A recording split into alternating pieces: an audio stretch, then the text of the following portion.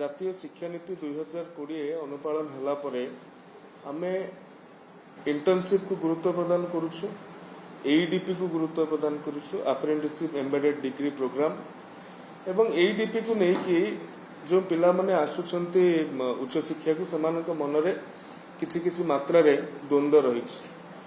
एईडीपी apprenticeship embedded degree programme ए degree programme रे आपन को जेतिकी जनरल रे पाठ पढ़िबा को होतुला सेतिकी पाठ पढ़िबे ताठरू अधिक मध्य पढ़िबा को हेबो एवं अप्रेंटिसशिप पई आपन को स्वतंत्र समय भी प्रदान करा जिवो।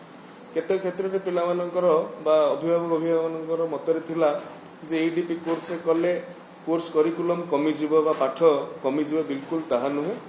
जहा जनरल स्टडीज रे अछि तार एटा गोटे निश वर्जन बा तार गोटे एटा अत्यंत जुग उपयोगी एवं जातीय शिक्षा नीति को अलाइन करिकी ए पाठ्यक्रम हेइछि। आसंता दिन मानकरे कॉलेज खोलिबा एवं जुलाई 10 तारिख रे आमे नुआ एडमिशन नबार मध्य योजना रहिछि। 16 एडमिशन नेले 16 नुआ पिलांकु कॉलेज रे पाठ पढेले। जो सेमिस्टर गुडिक विलंब रे हेउतुला विगत दिन मानकरे जो साधारण रे समस्तंकर गोटे उत्कंठा थिला एबा गोटे आवेग थिला जे परीक्षा एते डेर रे काहे की होछि सेटा को आडे दै परियो बोली मु विश्वास करछि। छात्र संसद निर्वाचन हबो निर्वाचन में मु या पूर्व कहि सारिछि आम सरकार ए संपर्क रे तांकर मतामत को स्पष्ट करि सारिछंती। जहा निष्पत्ति पारिपार्श्विक अवस्थिति, सामाजिक अवस्थिति एवं अन्य केते कथा को लक्ष्य करिकि सरकार निष्पत्ति नेबो।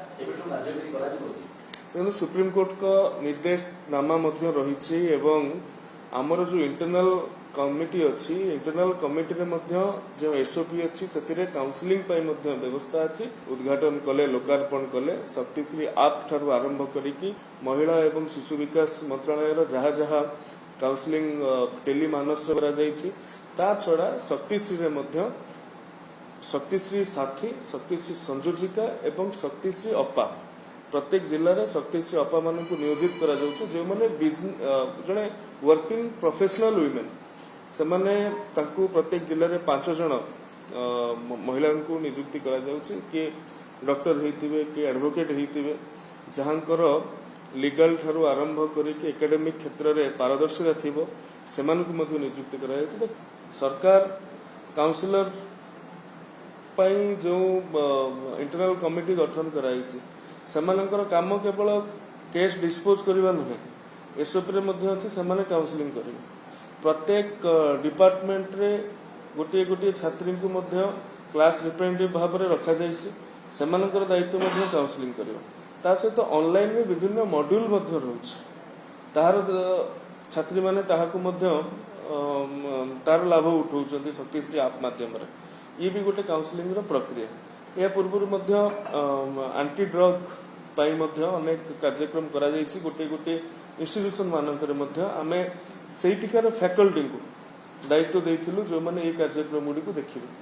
तेणु सरकार लागिछन्ती प्रयास करूछन्ती। सुप्रीम कोर्ट को निर्देश रहउछि, राज्यपालंकर मध्य निर्देश रहउछि, ताकू कार्यकारी करिया पे हम प्रतिश्रुतिबद्ध अछि। स्वप्नर गाड़ी किनिबा एबे आ स्वप्न नुहे। ओडिसार सबठु trusted pre owned car brand Carmart एबे खोली जायछि आदित्य हुंडाई पाख गोहेरिया टमांडोरे। 500 रु अधिक क्वालिटी चेक कार, सहज फाइनेंस, इंस्टेंट एक्सचेंज एवं संपूर्ण ट्रांसपेरेंसी। आज ही विजिट करंतु Odisha's largest used car showroom Carmart at Goheria square near Aditya Hyundai टमांडो।